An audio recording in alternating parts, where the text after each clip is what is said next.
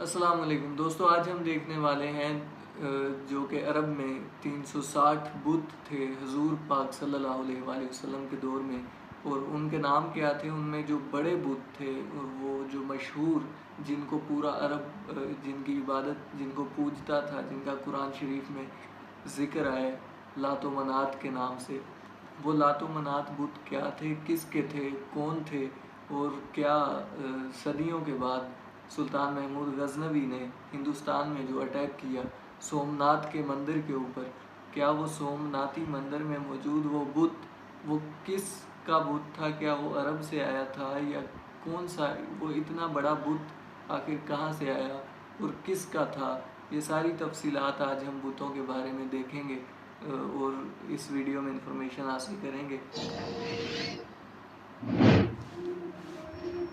اسلام کی آمد سے پہلے مشرکین مکہ تین سب سے بڑے اور ان کے نزدیک عظیم ترین بتوں کی پوجا کیا کرتے تھے، جن کے نام تھے لات، منات اور عزا۔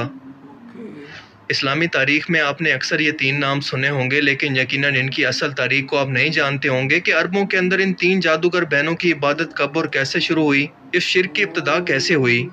فتح مکہ کے بعد ان تینوں بہنوں کے بتوں کو کس طرح سے تباہ کیا گیا، اور حضرت خالد بن ولید کو رسول اللہ صلی اللہ علیہ وآلہ وسلم نے ان تینوں میں سے سب سے اہم اور عربوں کی سب سے مقدس بت عزا کو قتل کرنے کے لیے کیوں بھیجا تھا،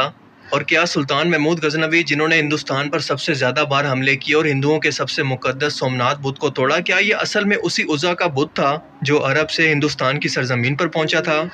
آئیے اسلامی تاریخ اور روایات کی روشنی کے اندر ان اہم ترین سوالوں کے جواب جاننے کی کوشش کرتے ہیں۔ سب سے پہلی بات آپ کے لیے جاننا ضروری ہے کہ عرب کے لوگ مشرک تھے، کافر نہیں تھے، یعنی یہ اللہ کو مانتے تھے اور خانہ کعبہ کا طواف بھی کرتے تھے، مگر ساتھ ساتھ ان بتوں کو یہ کہہ کر پوجتے تھے کہ یہ اللہ کے ہاں ہماری دعائیں پہنچانے والے ہیں اور ہمارے اور اللہ کے درمیان پیغام پہنچانے کا کام کرتے ہیں، اس لیے ہم ان کو خوش رکھتے ہیں تاکہ اللہ ہم سے خوش رہے، جو آج بھی بت پرستوں کا عقیدہ ہے اور ان کی یہ لاجک آج تک قائم ہے۔ رسول اللہ صلی اللہ علیہ وآلہ وسلم کے اعلان نبوت سے پہلے خانہ کعبہ کے اندر 360 بت رکھے ہوئے تھے، جن میں سب سے پہلے اور بڑے بت کا نام تھا ہبل، جسے وہ اللہ یعنی خدا کی صورت سمجھ کر پوجتے تھے۔ آج بھی کئی ہندو اسکالرز کے عقیدے کے مطابق یہ ان کے خدا شیوا کی مورتی تھی، جسے وہ آج بھی اس کائنات کو پیدا کرنے والا اور تباہ کرنے والا خالق مانتے ہیں، اس کی مورتی کو پوجتے ہیں۔ مگر فتح مکہ کے وقت رسول اللہ صلی اللہ علیہ وآلہ وسلم نے ان سب بتوں کو توڑنے کا حکم دیا۔ خیر، اس بت ہبل کی تاریخ پر پھر کسی اور ویڈیو کے اندر ڈیٹیل میں بات کریں گے۔ لات، منات اور عزا عرب کے اندر تین سردار جادوگرنیاں تھیں جن کی لوگوں نے بت بنا کر پوجا شروع کر دی تھی۔ مکہ اور طائف شہر کے نزدیک ایک وادی موجود تھی جس کا نام تھا نخلا۔ یہ وہ جگہ ہے جہاں پر رسول اللہ صلی اللہ علیہ وآلہ وسلم کی ایک سفر پر جنات کی جماعت سے ملاقات ہوئی تھی اور انہوں نے اسلام قبول کر لیا تھا۔ بالکل اسی جگہ پر تین بڑے درختوں کے نیچے عزا کا مندر موجود تھا اور قریش کے لوگ آس پاس سے یہاں پر اکٹھے ہو کر اس دیوی کی عبادت کیا کرتے، اپنے جانوروں کی قربانیاں پیش کیا کرتے اور اس پر نذر و نیاز چڑھاتے، کیونکہ عزا کو لات منات کے مقابلے میں زیادہ عزت اور احترام دیا جاتا تھا، اور انہی تینوں کے بت عرب میں جگہ جگہ پر رکھے ہوئے تھے، یہاں تک کہ خانہ کعبہ کے اندر بھی ان کے علامتی بت رکھے گئے تھے، اور طواف کعبہ کے وقت بھی یہ مشرکین مکہ ان کا نام لیا کرتے۔ یہ عورت شیطانی جنات کی مدد سے اپنے ہی بت سے آوازیں نکال لیا کرتی تھی، جیسے ان کی دعاؤں کو سن رہی ہو اور جواب دیتی ہو۔ لوگ اسے ہبل کی بیوی بھی کہا کرتے تھے۔ جبکہ لات دیوی کی عبادت خاص طور پر طائف شہر کے قبیلے بنو ثقیف کے لوگ کیا کرتے تھے، اور اس کا مندر بھی طائف کے اندر موجود تھا۔ اسے امن و خوشحالی، موسم اور انتقام کی دیوی مانا جاتا تھا۔ مسافر اپنا سفر شروع کرنے سے پہلے اس سے اچھے موسم کی دعا کیا کرتے، اور فتح مکہ کے بعد رسول اللہ صلی اللہ علیہ وآلہ وسلم کے حکم پر طائف کے اندر موجود اس کے مندر کو تباہ کر دیا گیا۔ جبکہ منات کو قسمت، دولت، وقت اور موت کی دیوی مانا جاتا۔ مدینہ میں موجود اوس، خزرج اور اس طرح کے دوسرے قبیلے اس کی عبادت کیا کرتے تھے، اور احترام کے طور پر ان تینوں کے بت بناتے وقت منات کو درمیان میں رکھا کرتے، کیونکہ ان کے مطابق وہ عمر میں تینوں سے سب سے بڑی تھی۔ فتح مکہ کے بعد رسول اللہ صلی اللہ علیہ وآلہ وسلم نے حضرت سعد بن زید رضی اللہ تعالیٰ عنہ کی قیادت کے اندر 20 گھڑ سواروں کو مدینہ کے درمیان موجود وادی قدیم کے اندر بھیجا، جہاں پر منات کا سب سے بڑا مندر موجود تھا۔ یہ لوگ جب یہاں پر پہنچے تو ایک سیاہ فام عورت جس کے بال بکھرے تھے اور وہ برہنہ تھی ان کے سامنے نمودار ہوئی۔ وہ رو رہی تھی اور اپنا سینہ پیٹ رہی تھی تاکہ مسلمان اسے دہشت کھا کر واپس چلے جائیں، مگر سعد بن زید نے اس کو قتل کر کے اس مندر کو مسمار کر دیا۔ جبکہ عزا کو طاقت، حفاظت، اولاد، حسن، جذبات اور محبت کی دیوی مانا جاتا تھا۔ قریش مکہ جنگ کے اندر بھی اسی کو مدد کے لیے طاقت کے طور پر پکارا کرتے تھے، یہاں تک کہ جب غزوہ بدر اور غزوہ احد کے اندر جب مسلمان ایک اللہ کو پکار رہے تھے تو مشرکین مکہ ہبل اور عزا کو پکار رہے تھے۔ یہ لوگ عزا سے محبت کی وجہ سے اپنے بچوں کے نام تک اس کے نام پر رکھا کرتے تھے، مثال کے طور پر عبد العزا یعنی عزا کا غلام۔ اس دیوی کا نشان 3 درخت تھے جو کہ ایک ساتھ وادی نخلا کے اندر موجود تھے، اور یہ زندہ عورت تھی جس کے قبضے کے اندر شیطانی جنات تھے جو اس کے مجسمے میں داخل ہو کر آوازیں نکالا کرتے تھے تاکہ لوگوں کو اس پر یقین آ جائے۔ عرب کے مشہور اور بڑے قبیلے بنو قریش، بنو سلیم، بنو غطفان، بنو خوزان، بنو ثقیف اور بنو کنانہ اس کی عبادت کیا کرتے ہیں۔ اس کا ایک بت کعبہ کے اندر بھی موجود تھا جہاں پر لوگ اس کی زیارت کے لیے آیا کرتے اور یہاں پر بھی اپنے جانوروں کی قربانی اور نذرانے پیش کیا کرتے ہیں۔ فتح مکہ کے بعد رسول اللہ صلی اللہ علیہ وسلم نے حکم دیا کہ اس کے مندر کو مسمار کر دیا جائے، لہٰذا 25 رمضان 8 ہجری کو حضرت خالد بن ولید 30 گھڑ سواروں کے ساتھ وادی نخلا کی طرف روانہ ہوئے اور اس کے مندر کو مسمار کر دیا، اور واپس آ کر رسول اللہ صلی اللہ علیہ وسلم کو اس کے متعلق آگاہ کیا تو آپ نے دریافت کیا کہ کیا اس دوران کوئی غیر معمولی واقعہ پیش آیا؟ حضرت خالد بن ولید نے جواب دیا کہ نہیں، ایسا کچھ نہیں ہوا۔ تو آپ صلی اللہ علیہ وسلم نے فرمایا کہ واپس جاؤ، تم نے ابھی اس کے مندر کو نہیں توڑا۔ حضرت خالد بن ولید واپس گئے اور کافی محنت کے بعد آخر 3 درختوں کی نشانی والے اس مندر کو وادی نخلا کے اندر تلاش کر لیا، اور اسی دوران ایک عورت چیختی چلاتی سامنے آئی جو کہ برہنہ تھی اور اس کے بال بکھرے تھے، یہ خود عزا تھی۔ مندر کے مجاور نے شور مچانا شروع کر دیا اور عزا کو ترغیب دی کہ وہ خالد بن ولید پر حملہ کر کے ان کو ختم کر دے، کیونکہ اگر وہ ایسا نہ کر پائی تو اس کا وجود ہمیشہ کے لیے مٹ جائے گا۔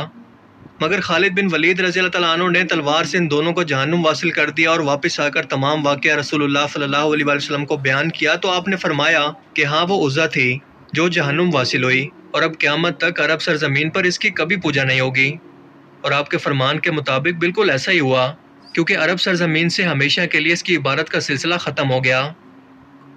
کچھ مورخین کا ماننا ہے کہ فتح مکہ کے موقع پر عزا کے بت کو مشرکین مکہ نے بہت رافداری کے ساتھ عرب سے نکال کر ہندوستان کی سرزمین کی طرف روانہ کر دیا، جسے آج کے موجودہ ہندوستان کے اسٹیٹ گجرات پہنچا دیا گیا، اور جہاں سے اسے سومنات کے ایک مندر میں پہنچا دیا گیا، اور سلطان محمود غزنوی نے اسی مقصد کے لیے سومنات کے اس مندر پر حملہ کر کے عزا کے اس بت کو توڑ دیا تھا۔ حالانکہ مندر کے پجاریوں نے اس کے بدلے میں سونا، چاندی اور بے تحاشا دولت کی آفر کی تھی کہ صرف اس ایک بت کو چھوڑ دو اور باقی سب دولت لے لو، لیکن اکثر تاریخ دان اس کا انکار کرتے ہیں کیونکہ ہمارے پاس مستند تاریخی روایت اس سے متعلق موجود نہیں ہے، لہٰذا اسے کنفرم کرنا ممکن نہیں۔ اللہ تعالیٰ نے قرآن کریم کی سورہ نجم کے اندر ان تینوں بتوں کا ذکر فرمایا۔ ان تینوں دیویوں کی عبادت کا سلسلہ اس وقت شروع ہوا جب مشرکین مکہ نے فرشتوں کو پہلے خدا کی بیٹیاں کہنا شروع کیا کہ بیٹیاں کیونکہ لاڈلیاں ہوتی ہیں اور ان کے پاس اختیارات ہوتے ہیں، ہر ایک فرشتہ کیونکہ ہر ایک نئے کام پر مامور ہے تو یہ اللہ کے ہاں ہماری سفارش کریں گی، اور اسی سے ہوتے ہوتے انہیں باقاعدہ خدا کا درجہ دے دیا گیا۔ اصل میں بت پرستی کا آغاز انہی بدعت اور گمراہیوں سے ہوتا ہے، کیونکہ شیطان کا روز اول سے ہی اللہ تعالیٰ سے یہ وعدہ ہے کہ وہ انسان کو گمراہ کر کے شرک و بت پرستی کے اندر مبتلا کرے گا، اور اللہ نے انسانوں کی آزمائش کے لیے شیطان کو یہ اختیارات دے رکھے ہیں، اور اسی لیے بت پرستی کی شروعات حضرت آدم علیہ السلام کے بیٹے قابیل نے شروع کر دی تھی جب اس نے حابیل اپنے بھائی کو قتل کیا، اور آدم علیہ السلام نے اللہ کے حکم پر اسے دھتکار کر اس سے لا تعلقی کا اعلان کر دیا، تب یہ اور اس کی اولاد نے شیطان کے بہکاوے میں آ کر بت پرستی کے اندر مبتلا ہو گئے، اور تاریخ میں جب بھی کسی پیغمبر کی تعلیمات کو بھلا دیا گیا یا پھر اس کو بدلنے کی کوشش کی گئی تو یہ بت پرستی پھر سے گمراہی کی صورت میں واپس آ گئی، مگر عرب کی سرزمین سے رسول اللہ نے اس کا ہمیشہ کے لیے فتح مکہ کے موقع پر خاتمہ فرما دیا، مگر باقی دنیا کے اندر بتوں کی پوجا، قبر پرستی اور شرک کی صورت میں ہماری نظروں کے سامنے موجود ہے۔ دوستو کمپلیٹ ویڈیو دیکھنے کے بعد ہمیں یہ معلوم ہوا کہ لات و منات اور العزا یہ تینوں عورتوں کے بت تھے، اور جن کا قرآن شریف میں ذکر اللہ تعالیٰ نے فرمایا کہ کس طرح سے جو مشرکین تھے وہ ان کی عبادت کیا کرتے اور ان کو خدا ماننے لگے، اور ان کو مانتے تھے کہ یہ انتقام لینے والا بت ہے، یہ خوشیوں والا بت ہے، یہ سفر میں جو ہے رکاوٹیں دور کرنے والا بت ہے، اس طرح کے ان کے اپنے اپنے خیالات تھے جو کہ ان بتوں کے بارے میں تھے۔ اس میں جو حقیقت تھی وہ یہ تھی کہ جو محمود غزنوی نے بت توڑا سومنات کا، اس میں کوئی مختلف روایات آتی ہیں اور اس میں کوئی کنفرم بات نہیں کہی جا سکتی یہ العزا کا بت تھا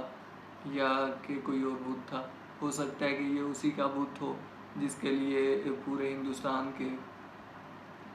ہندوؤں نے اپنا سونا جمع کر کے محمود غزنوی کو دیا کہ آپ اس بت کو چھوڑ دیں اور یہ سونا لے لیں، لیکن غزنوی نے کہا کہ نہیں، ایسا ہو نہیں سکتا، کیونکہ میں تاریخ میں اپنے جو بچے مجھے پڑھیں گے تاریخ میں اس طور پہ نہیں رہنا چاہتا کہ میں نے بتوں کا سودا کر لیا اور بتوں کے سودے پہ میں نے دولت حاصل کر کے بتوں کو چھوڑ دیا. اس لیے میں بت شکن کے طور پہ تاریخ میں واضح رہنا چاہتا ہوں. تو یہ تینوں بیسیکلی یہ جو لات و منات، اور ان کے پاس جادو تھا اور ان کے پاس شیطانی جنات موجود تھے.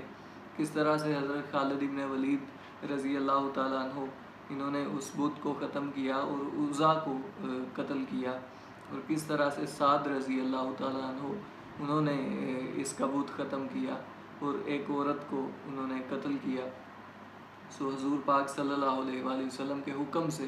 یہ جو فتنہ تھا، یہ بت پرستی تھی، یہ ختم ہو گئی اور دنیا قائل ہو گئی واحد لا الہ الا اللہ، واحد اللہ کی جو عبادت کرنے لگی اور اس کی وحدانیت پہ ایمان لے آئی. اور حضور کے کرم سے یہ پوری دنیا میں پھیلا اور آہستہ آہستہ بت پرستی ختم ہونے لگی اور اللہ تعالیٰ کا کرم ہوا. سو دوستو، امید ہے کہ ویڈیو آپ کو اچھی لگی ہوگی اور کافی انفارمیٹیو تھی. پتہ چلا کہ لات و منات اور العزا کا بت یہ اصل میں حقیقت ان کی کیا تھی، اور یہ در حقیقت یہ اصل میں جادوگرنیاں تھیں